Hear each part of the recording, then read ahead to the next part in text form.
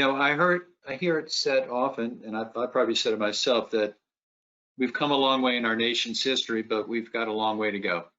And at least from a legal or societal standpoint, there certainly have been advances in the history of our country.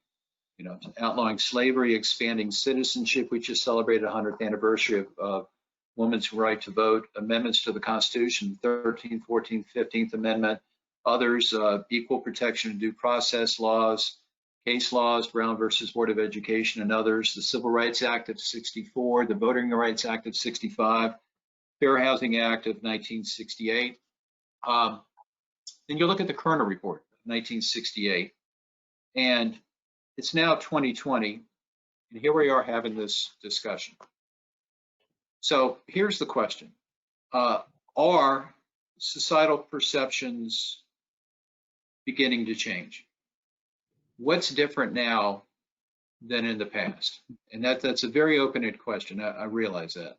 But with all that we've gone through, with all the enactments, the amendments, the case law, the history of our country, in 2020, we're still having this conversation.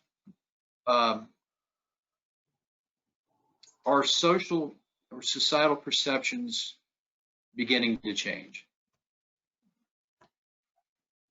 I'll throw that out for discussion. I'll take a shot. Brian? I'll take a shot at that. Yeah, I think that they are, but the changes are pretty much, in my experience, incremental. The watchword 10 years ago, perhaps, was diversity. And what did diversity mean?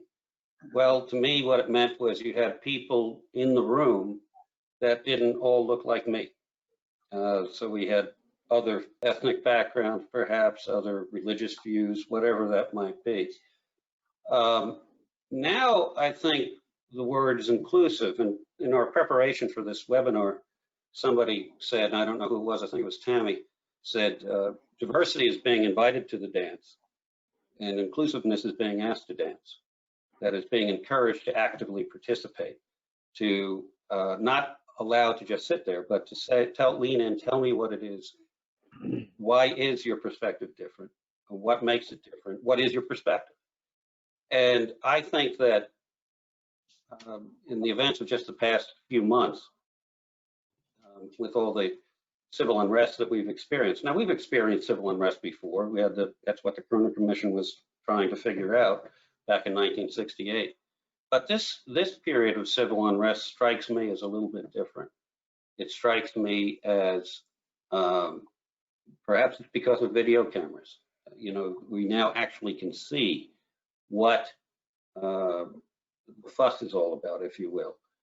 And I don't mean to minimize by using the word fuss, but what is that all about? Well, we saw several people of a different race from me being killed who were unarmed.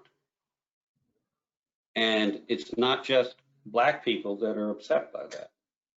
It's most people are getting upset by that. Now, what we do with that, I think, is a very serious question. We can either go forward and create the Great Divide, which in an election year seems to be happening, or we can say, why did this happen this way? What is it that we can do about this? Now, that's a pretty extreme measure, but I do think that I am seeing people starting to look at this question not with, oh my goodness, here we go again, the same we've been talking about this forever, but actually hearing, perhaps for the first time in a very fundamental and serious way.